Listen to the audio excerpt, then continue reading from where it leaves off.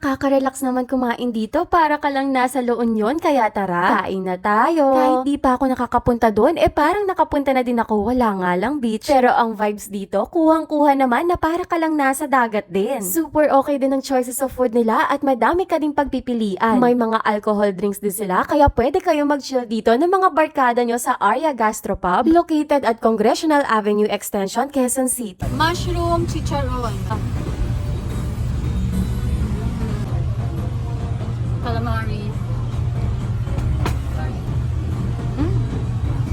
Grabe yung dressing ng Caesar salad.